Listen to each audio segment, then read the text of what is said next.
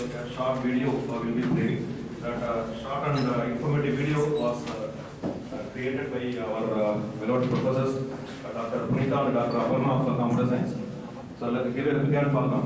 The short video please play. And after you watch that video, the single pin of our faculty, Ms. Madhumita of the final year Computer Science, she will give a brief talk on Subhash Chandra Bose. So why I call her as single pin is, அவங்க என்ன பண்ணாங்க, நம்ம faculty சார்பாக எங்கே போய் எந்த ஒரு function ஒரு பேச்சு போட்டியோ சரி எந்த போட்டி நடந்தாலும் அந்த ப்ரைஸை வந்து நமக்காக அவங்க கிராப் பண்ணிட்டு வந்துடுவாங்க. ஸோ நம்மள எந்த வேற ஒரு ஃபேக்கல்ட்டியில் போய் நம்மளை ரெப்ரசென்ட் பண்ணுறது அவங்க தான், மதுமிதா தான். So we can give a big hand for her also.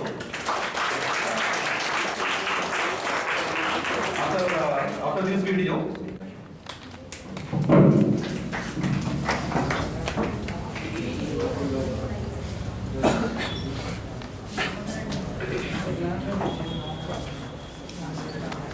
a patriot. He was born in Cuttack in Odisha on 23rd January 1897 to Janakinath Bose and Prabhavati Devi. In 1913, he passed the matriculation examination, and in 1915, he passed the intermediate examination with a scholarship. In 1916, Bose passed the entrance examination for the University of Calcutta and was admitted to the Presidency College, where he studied philosophy. In the year 1919, Bose graduated with a first-class honors degree in philosophy and was awarded the prestigious Rajendra Prasad Scholarship to study at Cambridge University. He cleared the civil service examination in England in the year 1920, but in 1921, knowing about the Indian nationalist movement, he dropped his candidacy and returned to join the movement. After returning to India, he joined the non-cooperation movement initiated by Mahatma Gandhi against the British. While Subhash was working for the non-cooperation movement, Gandhiji asked him to work with Chittaranjan Das, who later became his political guru. While working for the freedom movement, he was imprisoned several times. In 1927, when he was released from prison, he started a newspaper, Swaraj. Later, he was appointed General Secretary of the Congress Party and started working with Jawaharlal Nehru. In 1938, he became the President of the Indian National Congress. He formed the Azad Hind Fauj, also referred to as the Indian National Army. After Japan occupied most Southeast Asia countries by defeating the British, the Indian National Army was formed. Soldiers were recruited from the prisoners of war liberated from the clutches of the British. The aim of forming the army was to liberate India from the British rule. In 1941, Subhash Chandra Bose escaped from India and reached Germany. In 1943, he went to Singapore and started recruiting the army. The Azad Hind Fauj contained about 45,000 soldiers, and it was comprised of Indian prisoners of war and Indians who were settled in countries of Southeast Asia and had offered themselves to fulfill the nation's purpose. Netaji hoisted the Indian flag in Andaman, which the Japanese had occupied. In 1944, the Azad Fauj also attacked the northeastern regions of India to win it back from the British.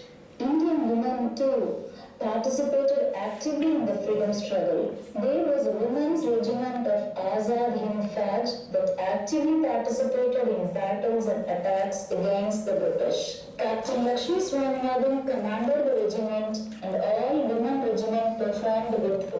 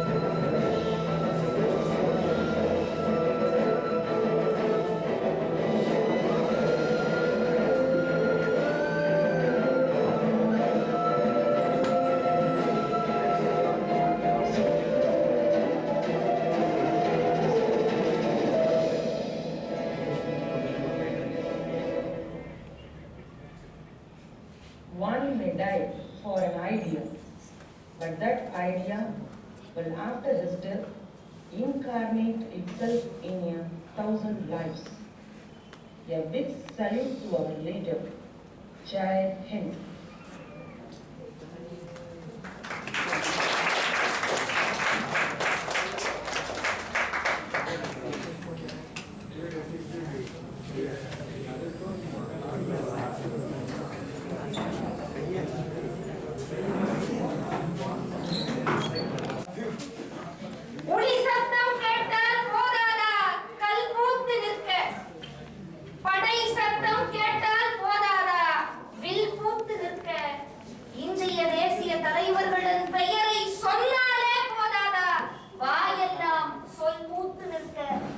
இந்தியாவினுடைய வீர திருமகன் நேதாஜி சுபாஷ் சந்திர போஸுடைய பிறந்த நாள் விழாவிற்கு வருகை தந்திருக்கக்கூடிய உங்கள் அனைவருக்கும் எனது அன்பான வணக்கங்கள்.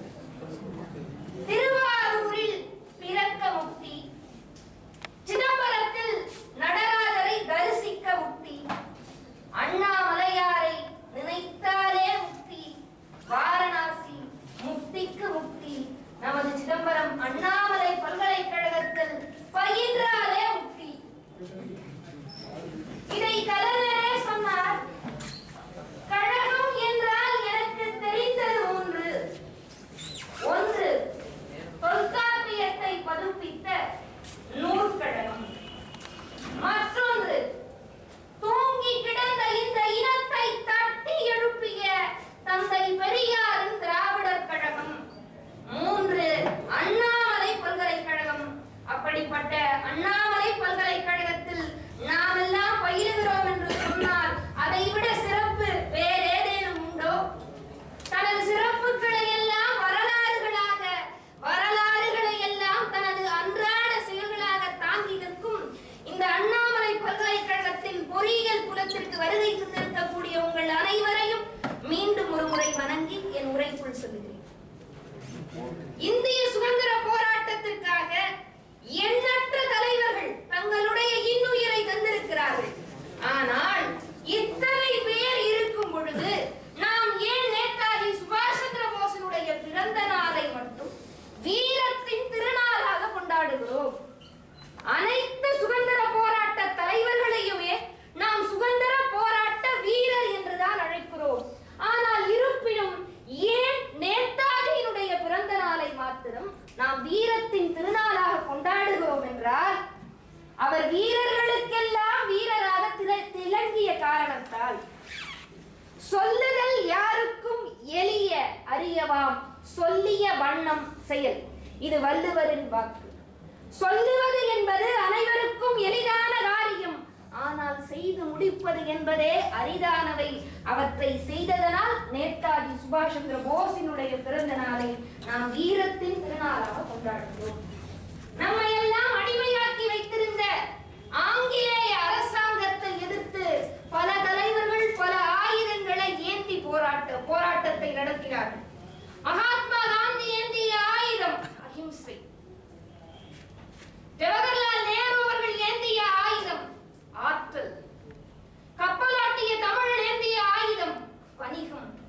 ஆயுதம் ஏந்தியவர்களை ஆயுதத்தாலேயே அழிக்க வேண்டும் என்று இந்திய தேசிய ராணுவத்தை உருவாக்கிய காரணத்தால் தான் அவரினுடைய பிறந்த நாளை நாம் வீரத்தின் திருநாளாக கொண்டாடுகிறோம். 1897ஆம் ஆண்டு இதே மாதம் இதே நாளில் ஒரிசாவில் இருக்கக்கூடிய காட்டக் என்னும் நகரத்தில் ஜானகிநாத் போஸுக்கும் பிரபாவதி தேவிக்கும் 9வது மகனாக பிறந்தார். தந்தை ஒரு புகழ்பெற்ற வழக்கறிஞர். தந்தையின் மூலமாக பல கருத்துக்களை நாள்தோறும் பயின்று வருகிறார் நேதாஜி சுபாஷ் சந்திர போஸ் அவர்கள். தன்னுடைய ஆரம்ப கால கல்வி பாப்ரிஸ் பள்ளியிலும், பிறகு தன்னுடைய உயர்நிலை கல்வி ரேவன்ஷா கல்லூரியிலும், அடுத்ததாக அங்கேதான் ஆரம்பிக்கிறது போராட்டத்தினுடைய விதை. விளையும் பயிர் உலகிலே தெரியும் என்று சொல்வார்கள் அல்லவா, அதுபோல அவர் கல்லூரியில் படிக்கிறார்.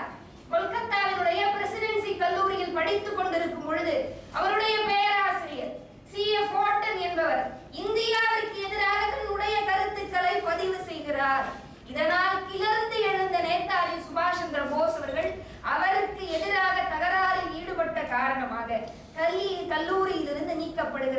பின்பு ஸ்காட்டிஷ் சர்ச் கல்லூரியில் சேர்ந்து தன்னுடைய இளங்கலை பட்டத்தை முடிக்கிறார். முதல் வகுப்பில் தேடுகிறார். அதன் பின்பு தனது பெற்றோரினுடைய ஆசையை நிறைவேற்ற வேண்டும் என்பதற்காக 1919ஆம் ஆண்டு லண்டனுக்கு சென்று ICS தேர்வு எழுதுகிறார். ICS தேர்வு என்பது இன்றைய IAS தேர்வுக்கு இணையானது, ஒருபடி மேல் என்றே சொல்லலாம். இன்றைய IAS அதிகாரிகள் நிதி நிலையில் தலையிடலாம், ஆனால் நீதி வழங்கக்கூடிய இடத்தில் இருக்க முடியுமா என்றால் இல்லை. ஆனால் அன்றைய ICS என்பது டிஸ்ட்ரிக்ட் மேஜிஸ்ட்ரேட் என்று சொல்லுவார்கள். Not only the district collector but also the district magistrate. அவரால் நிதியையும் வழங்க முடியும், நீதியையும் வழங்க முடியும். அந்த அளவிற்கு அதிகாரமிக்க பொறுப்பிற்கு வருகிறார். அப்பொழுதுதான் நடக்கிறது இந்தியாவில் மிகப்பெரிய ஒரு பேரழிவு. அது பேரிடியாக நேதாஜி சுபாஷ் சந்திர போஸுடைய மனதில் பசுமரத்து ஆணி போல பதிகிறது. அந்த நிகழ்வு என்னவென்றால், வரலாற்றின் பக்கங்களில் கருப்பாக பதிவு செய்யப்பட்டுள்ள ஜாலியன் வாலாபாக் படுகொலை. 1919ஆம் ஆண்டு ஜாலியன் வாலாபாக் என்னும் இடத்தில், அமிர்தசரசுக்கு அருகில் இருக்கக்கூடிய இடத்தில் பேச்சை கேட்டிருந்த பொதுமக்கள், அப்பாவி மக்கள், ஆண்கள், பெண்கள், முதியவர்கள், குழந்தைகள் என்று எந்தவித பாரபட்சமும் இல்லாமல் ஆங்கிலேய அரசுடைய ஜெனரல் டயர் என்பவரால் அப்பாவி மக்கள் சுட்டு படுகொலை செய்யப்படுகிறார்கள். இதனை தனது மனதில் மிகப்பெரிய பேரிடியாக நினைத்த நேதாஜி சுபாஷ் சந்திர போஸ் அவர்கள் தனது நாட்டு மக்களை கொன்று குவித்த அந்த ஆங்கிலேய அரசாங்கத்திடம் நாம் பணி செய்ய வேண்டுமா என்று கேள்வி கேட்டதோடு மட்டுமில்லாமல் தனது பணியை துறந்துவிட்டு 1921ஆம் ஆண்டு இந்தியா திரும்புகிறார். இந்தியா திரும்பிய பின்பு சித்தரஞ்சன் தாஸ், CR தாஸ் என்று சொல்லுவார்கள் அல்லவா, அவரை தனது அரசியல் குருவாக ஏற்று காங்கிரஸில் இணைகிறார். காங்கிரஸில் எண்ணற்ற போராட்டங்களில் கலந்து கொள்கிறார். வெள்ளையனே வெளியேறு இயக்கம், உப்பு சத்தியாகிரக இயக்கம், வரிவாடா இயக்கம், சட்ட மறுப்பு இயக்கம், அந்நிய பொருட்களை தடை செய்யக்கூடிய சுதேசி இயக்கம் என அத்தனை இயக்கங்களிலும் பங்கு பெறுகிறார். போராட்டங்களில் சந்திக்கிறார். 1928ஆம் ஆண்டு பிரிட்டிஷ் அரசாங்கம் ஒரு முடிவு செய்கிறது. இங்கிலாந்திலிருந்து வேல்ஸ் என்ற இளவரசரை இந்தியாவிற்கு அனுப்பலாம். இந்தியாவில் இருக்கக்கூடிய பிரச்சனைகளை, கம்பெனி அரசுக்கும் இந்திய மக்களுக்கும் இருக்கக்கூடிய பிரச்சனைகளை எல்லாம் சுமூகமாக முடிக்க அவரை அனுப்புகிறது இங்கிலாந்து அரசாங்கம். அதனை எதிர்த்து இந்திய தேசிய காங்கிரஸ் ஒரு தீர்மானத்தை நிறைவேற்றுகிறது. அதாவது வேல்ஸ் இளவரசனுடைய வருகைக்கு எதிர்ப்பு தெரிவிக்க வேண்டும், அவருடைய அறிவிப்புக்கு கருப்பு கொடி காட்ட வேண்டும் என்கின்ற தீர்மானம். அதன் காரணமாக 1928ஆம் ஆண்டு கொல்கத்தா தொண்டர் படைக்கு தலைமையேற்று பல இளைஞர்களோடு வேல்ஸ் இளவரசருக்கு எதிர்ப்பு தெரிவிக்கிறார். இதன் காரணமாக ஆங்கிலேய அரசினால் கைது செய்யப்படுகிறார். இதே 1928ஆம் ஆண்டுதான் இந்திய தேசிய காங்கிரஸில் ஒரு பிளவு ஏற்படுகிறது. என்ன பிளவு என்றால், தன்னுடைய அரசியல் குருவாக ஏற்றிருந்தார் அல்லவா CR தாஸ், அவர் ஒரு தீர்மானத்தை முன்மொழிந்தார். அந்த தீர்மானம் என்பது என்னவென்றால், இந்தியர்கள் சட்டசபை தேர்தல்களில் நின்று ஆங்கிலேய அரசிற்கு எதிராக வென்று சட்டமன்றங்களில் சட்டங்களை இயற்றி இந்தியாவிற்கு சுதந்திரத்தை பெற்றுத்தர வேண்டும் என்கின்ற தீர்மானம். அந்த தீர்மானம், இந்த தீர்மானத்திற்கு காந்திக்கு உடன்படிக்கை இல்லை. எனவே CR தாஸ் அவர்கள் இந்திய தேசிய காங்கிரசிலிருந்து விலகுகிறார். விலகி சுயராஜ்யம் என்ற அமைப்பை தொடங்குகிறார். அந்த அமைப்பு சட்டமன்ற தேர்தல்களை சந்திக்கிறது. அந்த அமைப்பிற்கு ஒரு பத்திரிகை இருக்கிறது, அதுதான் சுயராஜ்யா. அந்த பத்திரிகையினுடைய தலைமை ஆசிரியர் பொறுப்பை ஏற்பது யார் என்றால் நேதாஜி சுபாஷ் சந்திர போஸ் அவர்கள். அந்த பத்திரிகையின் மூலமாக சூடேற்றுகிறார். 1938ஆம் ஆண்டு இந்திய தேசிய காங்கிரசினுடைய ஆண்டு கூட்டம் நடக்கிறது. ஹரிபுரா என்ற இடத்தில் நேதாஜி சுபாஷ் சந்திர போஸ் அவர்கள் அனைத்து தலைவர்களின் ஒருமித்த கருத்தோடு இந்திய தேசிய காங்கிரசினுடைய தலைவராக தேர்ந்தெடுக்கப்படுகிறார். இங்கேதான் இரண்டாவது பிளவு ஏற்படுகிறது இந்திய தேசிய காங்கிரசில். தீவிரவாதம். இன்றைய தலைமுறைக்கு தீவிரவாதி என்று சொன்னால் அது கொச்சையான வார்த்தை. தீவிரவாதி என்றால் அவர் நடத்துவது, சட்டமன்றங்களில் சென்று தங்களுடைய கோரிக்கைகளை நிறைவேற்றுவது, ஆங்கிலேய அரசாங்கத்திற்கு எதிராக அற போராட்டங்களை நடத்துவது,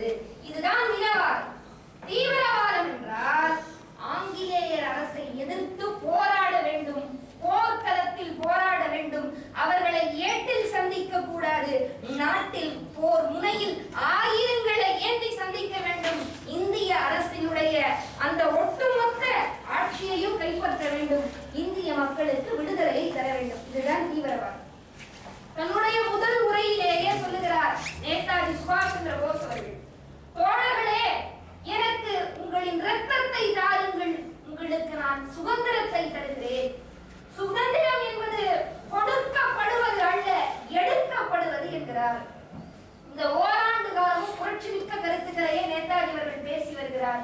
இதன் காரணமாக இந்திய தேசிய காங்கிரஸ் நேதாஜிக்கும் காந்திக்கும் இடையே பிளவு ஏற்படுகிறது. அடுத்த ஆண்டு வருகிறது, அதாவது 1939. இந்த ஆண்டில் நேதாஜி போட்டியிடுகிறார். ஆனால் காந்திக்கு விருப்பமில்லை. நேதாஜி அவர்களை தோற்கடிக்க வேண்டும் என்றால் அவரை போல எதிர்குருவத்தில் இருக்கக்கூடிய ஒரு வலிமையான ஒருவரை நிறுத்த வேண்டும் என்று நிறுத்துகிறார். யாரை நிறுத்த முதலில் பரிந்துரை செய்தார் என்றால், நேதாஜி கப்பல் மூலமாகவும் ரோந்து பணியில் இருந்து கொண்டிருக்கிறது, அடிக்கடி ராணுவ ஆராய்ச்சிகளை செய்து கொண்டிருக்கிறது. எனவே இந்த வழியில் சென்றால் உயிருக்கு மட்டுமல்ல நாட்டினுடைய சுதந்திரத்திற்குமே ஆபத்து என்று பெர்லின் தலைநகரில் இருந்து நீர்மூழ்கி கப்பல் வழியாக நம்பிக்கை முனை என்று சொல்லுவார்கள் அல்லவா, வாஸ்கோ ட காமா கண்டுபிடித்த நம்பிக்கை முனை, சவுத் ஆப்பிரிக்காவில் இருக்கக்கூடிய அந்த முனையில் இருந்து சுற்றி இந்தியன் ஓஷன், இந்திய பெருங்கடல் வழியாக சிங்கப்பூருக்கும் மலேசியாவிற்கும் அருகே சென்று அதன் பின்பு ஜப்பான் செல்கிறார். ஜப்பானில் அங்கு இருக்கக்கூடிய ஜப்பான் தலைவரை சந்தித்து அவருடைய ஆதரவையும் கோருகிறார். நம்மை அடிமைப்படுத்தி வைத்திருக்கக்கூடிய அரசாங்கம் பிரிட்டிஷுக்கு எதிராக இருக்கக்கூடிய அனைத்து நாடுகளினுடைய ஆதரவையும் கோருகிறார். அதில் வெற்றியும் பெறுகிறார். 1943ஆம் ஆண்டு இந்தியாவின் வரலாற்று சிறப்புமிக்க நிகழ்வு. இந்திய தேசிய ராணுவம் தொடங்கப்படுகிறது. சுமார் 4000 வீரர்களோடு முதலில் தொடங்கப்பட்ட இந்திய தேசிய ராணுவம் பிறகு 50 லட்சம் வீரர்களோடு, 1500 ராணுவ அதிகாரிகளோடு, 1200 பெண்கள் அதிகாரிகளோடு வீரநடை போட்டு நடக்கிறது. அனைத்து நாடுகளினுடைய ஆதரவையும் பெற்று போருக்கு தயாராகி கொண்டிருக்கிறார் நம்முடைய சுபாஷ் சந்திர போஸ் அவர்கள். போர் நடத்த வேண்டும், ஆதரவுகளை திரட்டி விட்டோம், நிதி வேண்டும் அல்லவா, இயற்றலும் ஈட்டலும் காத்தலும் காத்த வகுத்தலும் வல்லது அரசு.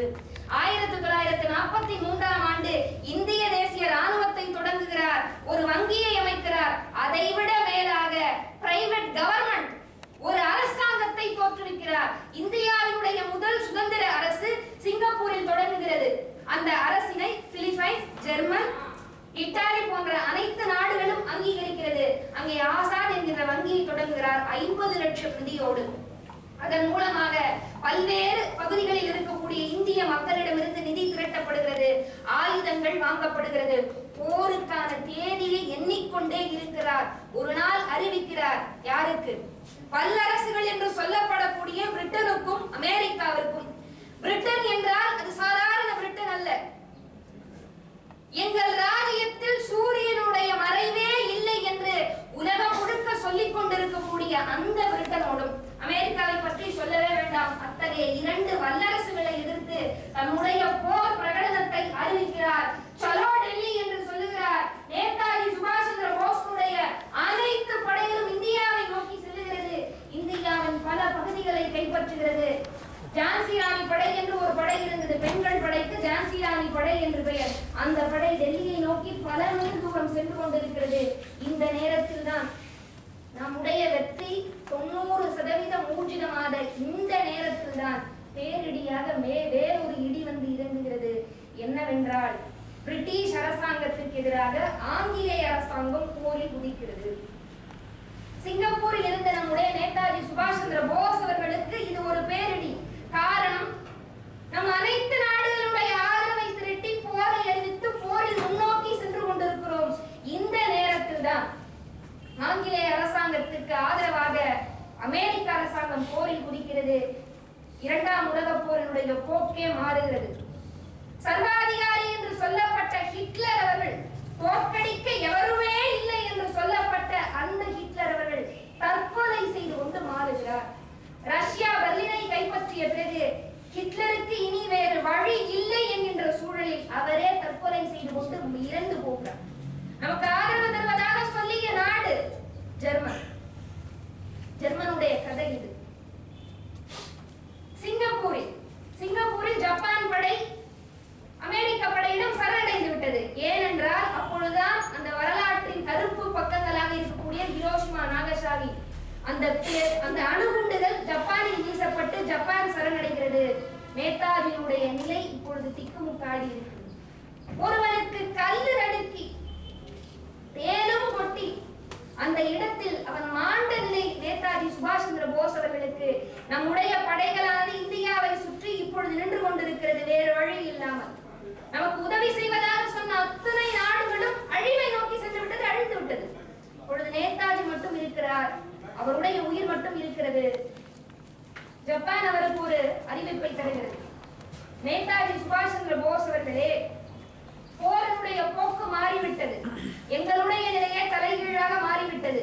எங்களுக்கு இருப்பது இப்பொழுது ஒரே வழிதான். உங்களை, சிங்கப்பூரில் இருக்கக்கூடிய உங்களை, ரஷ்யாவின் கட்டுப்பாட்டில் இருக்கக்கூடிய மன்சூரியா பகுதிக்கு எங்களுடைய போர் விமானம் பத்திரமாக சென்று சேர்த்துவிடும். அதன் பிறகு நீங்கள் என்ன செய்ய வேண்டுமோ அதை செய்து விடுங்கள் என்று ஜப்பான் அரசிடமிருந்து ஒரு கடிதம் தான் வருகிறது. 1945 ஆண்டு ஆகஸ்ட் 16 இது நடக்கிறது. நேதாஜி சுபாஷ் சந்திர போஸ் அவர்கள் இந்த அறிவிப்பை ஏற்றுக்கொண்டு 2 செய்திகளை வெளியிடுகிறார். ஒரு செய்தி இந்திய தேசிய ராணுவத்திற்கு, இந்த தோல்வி என்பது தற்காலிகமான தோல்வி, இது நிரந்தரம் அல்ல. நான் உங்களுக்கு அளித்திருக்க பயிற்சியும் உங்களிடம் இருக்கக்கூடிய முயற்சியும் நிச்சயமாக நம்முடைய இந்திய தேசியத்தை காப்பாற்றும். 2வது தகவல் இந்திய மக்களுக்கு, கிழக்காசியா மக்களுக்கு இது ஒரு மிகவும் துர்சம்பவம்.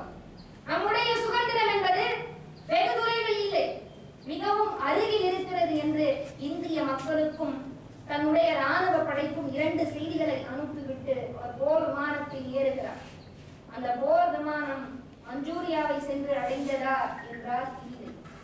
நேதாஜி சுபாஷ் சந்திர போஸ் அவர்கள் அந்த போர் விமானத்தை விட்டு இறங்கினார் என்றால் இல்லை.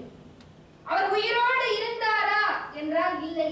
அவர் மறைந்தாரா என்றால் இல்லை. அவர் இருந்தாரா, இறந்தாரா, மறைந்தாரா, மாண்டாரா என்றே இன்று வரை இந்த உலகத்திற்கு தெரியாத மர்ம முடிச்சுகளாகத்தான் இருக்கிறது. மாபெரும் போராளிகளிடம் மரணமும் மண்டியிடும் என்று சொல்வார்கள். அத்தகைய மரணத்தையும் மண்டியிடச் செய்தவர் நேதாஜி சுபாஷ் சந்திர போஸ் அவர்கள். அவர் மறைந்திருக்கலாம், ஆனால் அவருடைய எண்ணங்கள் மறையவில்லை. அதனால்தான் அவர் விரைவில் இருக்கிறது சுதந்திரம் என்று சொன்னார். சொல்லிய 2 ஆண்டுகளில் அவர் சொல்லியது 1945 ஆகஸ்ட் 16 நமக்கு சுதந்திரம் கிடைத்தது ஆகஸ்ட் 15 1947. ஒரு மனிதன் தன் வாழ்நாள் லட்சியத்திற்காக வாழ்ந்து தன் உயிரை விட்டான் என்றால் அதை விட மறுமை வேறு என்ன இருக்க முடியும்? நேதாஜி அவர்கள் மறைந்தாலும் அவருடைய எண்ணங்கள் மறைந்ததா? இல்லை.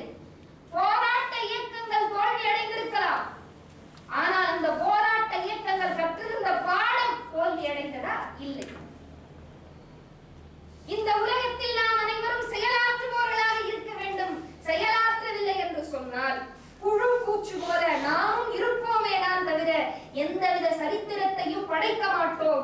சுதந்திரம் என்பது கொடுக்கப்படுவது அல்ல, எடுக்கப்படுவது என்று நாம் அனைவருக்கும் அவருடைய வீரத்தால் எடுத்து கொடுத்த சுதந்திரத்தை தான் நாம் இன்றைக்கு சுவாசித்துக் கொண்டிருக்கிறோம். நம் வாழ்நாள் உள்ளவரை நாம் அனைவரும் இந்திய தேசியத்திற்காக, நமது சுதந்திரத்திற்காக போராடிய தலைவர்களை எண்ணி நாம் பெருமை கொள்ள வேண்டும். அந்த சுதந்திரத்திற்கு உண்மையானவர்களாக உலச்சான்றுடன் இருக்க வேண்டும் என்று கூறி விடைபெறுகிறேன்.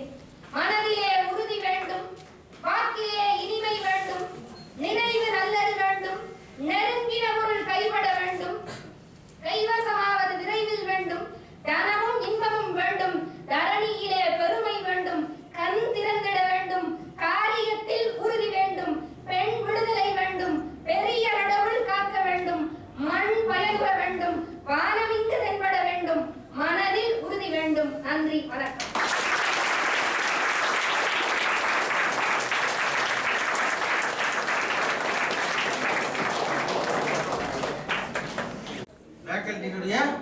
சிங்க பெண் போன இடம்லாம் வெற்றிதான். என்ன இப்படி ஒரு பொண்ணு இருக்கிறதே நிறைய பேருக்கு தெரியல. என்ன எத்தனை போட்டி கலந்துக்கினாலும் அத்தனை போட்டிலையும் ஓவர் நைட்ல சொன்னாலும் தெரியும், ஓவர் நைட்ல ஒபாமா ஆக முடியுமான்னா முடியாதுன்னுவாங்க. ஓவர் நைட்லயே ஒபாமா ஆகக்கூடிய ஒரு பெண் தான் இந்த பிள்ளை. முதல் பேரும் அந்த இந்தியன் நேஷனல் ஆர்மில எக்கச்சக்கமான பேர் பார்ட்டிசிபேட் பண்ணவங்க. One such person is our great personality. யாரு டக்கன் சொல்லி பாலாம் முத்துராமலிங்க தேவர். என்ன அவர் மட்டும் இல்ல, அவர் டாப் அது மாதிரி நிறைய பேர், எக்கச்சக்கமான பேர். ஸோ நம்ம we should feel proud. இந்த ஃப்ரீடம் மூவ்மெண்ட்ல வந்து பார்த்தீங்கன்னா தமிழ்நாடு கவர்மெண்ட், தமிழ்நாட்டு மக்களுடைய கான்ட்ரிபியூஷன் வந்து சிக்னிஃபிகன்ட். பல விஷயம் மறைக்கப்பட்டது தான். என்ன, சுபாஷ் சந்திர போஸை பத்தி நிறைய பேருக்கு தெரியாது. ஆங்கிலேயர் வந்து எப்படின்னு கேட்டா deadly against the people who really ஃபாட் for Indian freedom. நம்ம எப்பயுமே எப்படின்னா வெஸ்டர்ன் கல்ச்சர்ல என்ன சொல்றதோ அதுதான் நம்ம வந்து வேத மந்திரம் மாதிரி எடுத்துக்குவோம். அதனால நம்ம சரித்திரத்தெல்லாம் பார்த்தீங்கன்னா நம்ம எல்லாம் வந்து என்னமோ அன்சிவிலைஸ்டு பீப்புள் மாதிரியும் பார்பேரிக் பீப்புள் மாதிரியும் என்ன சித்தரிச்சிருப்பாங்க. நம்முடைய கல்ச்சர்ல இருந்து எல்லாத்தையுமே ஸ்பாயில் பண்றாங்க. Our system of education is so fantastic that we were pioneering in several fields. Indian people வந்து பார்த்தா அப்படின்னா we are the number 1. 0 கண்டுபிடிச்சது யாரு? Easy. நிறைய பேருக்கு இதெல்லாம் தெரியாது. என்ன, ஒவ்வொரு ஃபீல்ட்லயும் பார்த்தீங்கன்னு வச்சுக்கோ, இன்னைக்கு சொல்றோம் நம்ம அஸ்ட்ரானமின்னு சொல்லிட்டு அவ்வளோ நாள் பொறுத்து 1008 இதெல்லாம் கண்டுபிடிச்சு எல்லாத்தையும் பண்ணி அவ்வளோ சயின்டிஃபிக் டெவலப்மெண்ட் வந்த பின்னாடி இந்நேரத்துக்கு வந்து லூனார் எக்லிப்ஸ் வரும், அது வரும், இது வரும்ன்றான். பலாயிரம் வருஷத்துக்கு முன்னாடி நம்ம ஆளுங்க கிளீனா மேத்தமெட்டிக்ஸ் போட்டு கிளீனா பக்காவா சொல்றான். இத்தனை மணிக்கு வரும், கிரகணம் பிடிக்கும், கண்டிப்பா இருக்கும். நம்ம கேட்டா இதெல்லாம் பழைய பஞ்சாங்கம் மட்டும்தான். பஞ்சாங்கம்னா என்ன, it has got so much rich things. நமக்கு தெரியல, சொல்லி தரல. நம்ம படிச்சதெல்லாம் என்னன்னு கேட்டீங்கன்னா பிரிட்டிஷ்காரன் என்ன விட்டுட்டு போனானோ அதை வச்சு படிச்சுட்டு போயிட்டோம். இப்போ என்ன ஆச்சு அப்படின்னு கேட்டீங்கன்னா 24 hours 24/7 mobile. See, you should enjoy the mobile. In fact, what happens is mobile is enjoying you people. Mobile is enjoying you. Okay. AI படிச்சவங்க எத்தனை பேர், படிக்கிறவங்க எத்தனை பேர் கை தூக்குங்க. ஆர்டிஃபிஷியல் இன்டெலிஜென்ஸ் படிக்கிறவங்க. You can use your brain. Today there is a competition. இது அனுப்பி இருக்கேன் நான் உங்களுக்கு. இல்ல, ஸ்மார்ட் இந்தியா ஹேக்கத்தானுக்கு போனாங்க பசங்க போனாங்க. என்ன, ஒண்ணுமில்லாத காலேஜ், என்ன அங்க ஒரு இன்ஃப்ராஸ்ட்ரக்சர் இல்ல, ஒண்ணும் இல்ல. அந்த காலேஜ் எல்லாம் பார்ட்டிசிபேட் பண்ணது. Faculty of Engineering and Technology marching towards centenary is not participating in that one. எந்த டிபார்ட்மெண்ட்? 3 டிபார்ட்மெண்ட் தான் பார்ட்டிசிபேட் பண்ணுச்சு. ஒன்னு கெமிக்கல் இன்ஜினியரிங், ஒன்னு ஸ்ட்ரக்சரல் இன்ஜினியரிங், ஒன்னு வந்து என்னது இசி. சரி, மற்றதெல்லாம் இல்லையா, பொட்டன்ஷியல் இல்லையானா இருக்கு. We have so much potential. எப்படி வந்து மதிமிதா இருக்குதோ இந்த மாதிரி ஃபீல்டுல தமிழ்ல, அந்த மாதிரி எல்லாரும் வந்து everyone is capable of handling the things and everybody is having the same level of brain and cells and the activity. நம்ம யூஸ் பண்றது. ஒரு காலத்துல ஒரு ஜோக் சொல்லுவாங்க, ஒரு இடத்துல வந்து பிரெயின்லாம் வித்துட்டு இருந்தானா. என்ன, பிரெயின்லாம் வித்துட்டு இருந்தான், ஆனா அதை ஆஃப் பண்ணிட்டான். என்ன